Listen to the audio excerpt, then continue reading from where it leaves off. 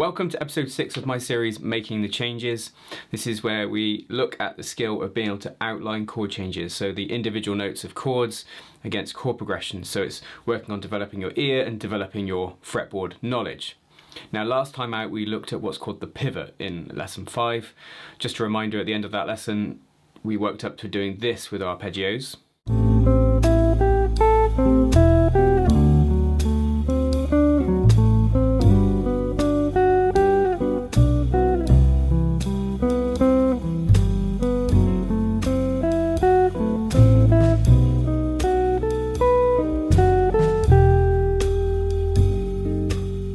If you missed that, I'll link that with all the other videos in the description.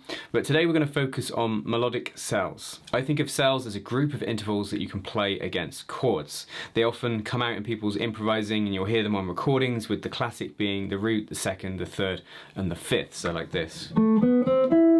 And what we're going to look at today is applying melodic cells. We've got 2 of them for you against the A section to autumn leaves. And we'll start with that 1, 2, 3, 5. So if I took an A minor 7 chord, the root 1, A, B, that's the second, C, the minor third, and E, the perfect fifth, against our A minor 7. It's learning to hear that do do do do. You know, sing it as you play it. Be able to hear that in your head without having to play it, if you know what I mean, to really develop your ear. Why does this work so well? Well, obviously it's got 3 chord tones in, the root, the third, and the fifth, so it's got the A minor triad. But it's also got the second, then the ninth in another octave, potentially, if you wanted to do it slightly differently, which adds a bit of character, and it's a nice passing note between the root and the flat 3. If we took that A section to autumn leaves and did the 1, 2, 3, 5 against each chord, it would sound like this.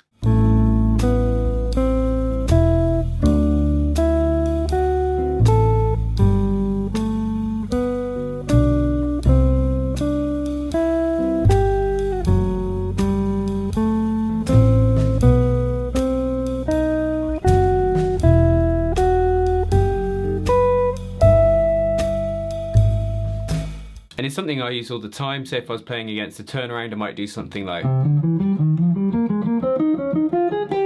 which is 1, 2, 3, 5 against a series of chords, and it's something easy to hear, something I can fall back on, and if I play the root, it's something that's a possibility against a chord. One thing I just want to say before we get into this a bit more is there are a couple variables, and that is the fact, obviously we've got our root. In the example I showed you, we had, for A minor 7, we had a root, we had a major second, we had a minor third, and a perfect fifth. But there are 2 types of seconds. We could have a minor second or a major second, and there's times when you would want the minor second. We can have a major third or a minor third, so chords obviously with a major third, we'd want to raise that third. And we could have a flat 5, things like chords like A minor 7 flat 5, and then we've obviously got the perfect fifth in other chords too. So just to go over a few variables, if you had just a plain A minor 7 chord, if you're in the key of C or G major, for example, what I played will work fine because those notes are from those keys. But let's say you were playing in the key of F, A minor 7 is chord 3. There, the second would want to be a B flat, so a minor second you'd have, and then it would fit in that key.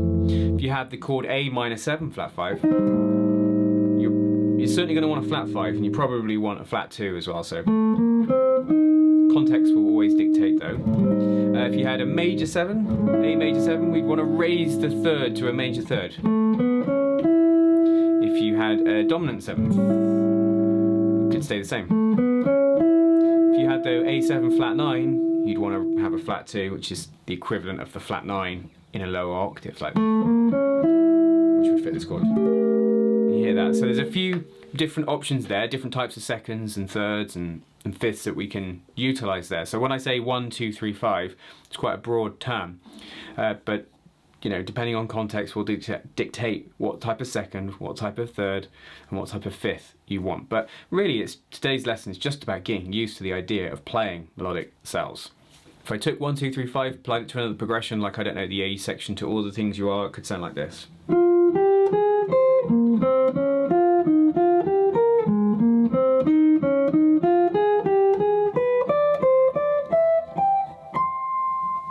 So you hear there, you can hear the chord progression. It's a very strong sound. And a bit of an aside, but you can also use this pattern if you ever have to play walking bass lines. It works really well. Take that same thing but just play it on lower strings, maybe a bit of muting to make it sound more like a bass. So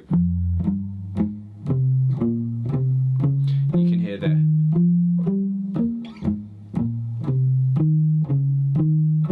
So it works well as a walking bass pattern. Obviously there could be closer connections between those chords. It could be done in a smoother way, but just to illustrate, it works very well as a pattern for if you ever have to do walking bass also.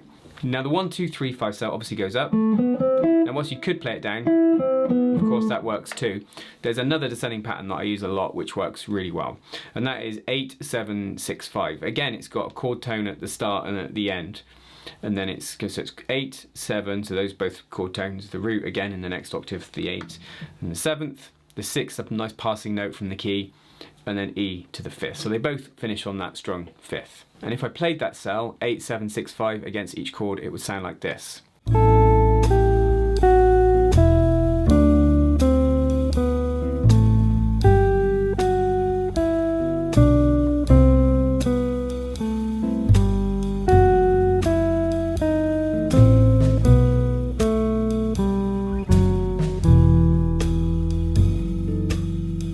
As ever with jazz guitar, you don't just take something at face value, you have to then learn to do different things with it. So we could take those two cells and we could go 1, 2, 3, 5 up and 8, 7, 6, 5 down. So if I took A minor 7, went 1, 2, 3, 5, then on the D7 chord, I'm going to go 8, 7, 6, 5, and then up a G with the 1, 2, 3, 5, down a C with the 8, 7, 6, 5. And so on. If in the example I'm about to play, it's exactly what I do.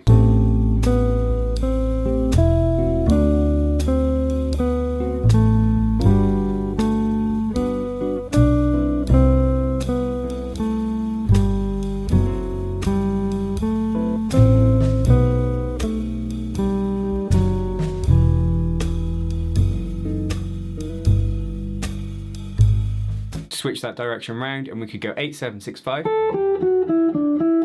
And then 1, 2, 3, 5, and that would sound like this.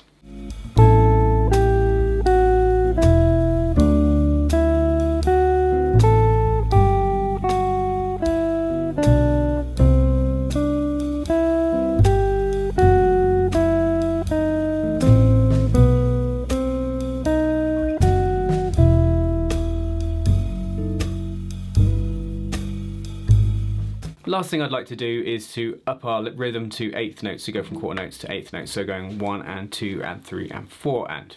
What we can do here is we can combine those two cells and go 1, 2, 3, 5 up, 8, 7, 6, 5 down. That would sound like this.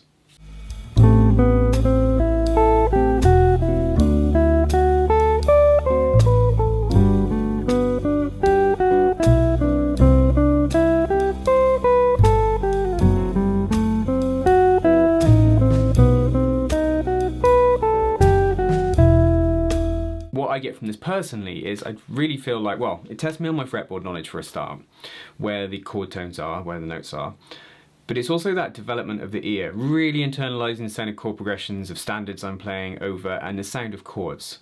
And I would practice that. I'd take a song I'm working on, just pick a song now at random, say all the things you are, and if I applied that last example to it, it would be something like this. And I've not played this before, this is just off the cuff, so...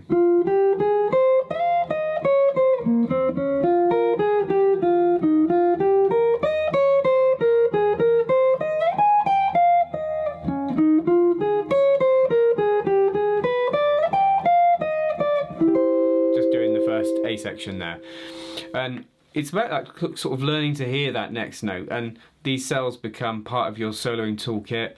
You know, sometimes playing over progressions where maybe the chord changes are tricky, it can be a good thing to fall back on, but for me it's about learning where my chord tones are, and then I can use these strong cells to build ideas around, or play, I get the same thing across different chords, because you can hear there the next chord, you get that kind of chord and response thing because you're getting the same intervals from one chord to the next. Anyway, I hope you've enjoyed this instalment. Obviously, this isn't just chord tones. There's the, we're using the second, we're using the sixth as passing notes. So that's a new addition today in terms of this series.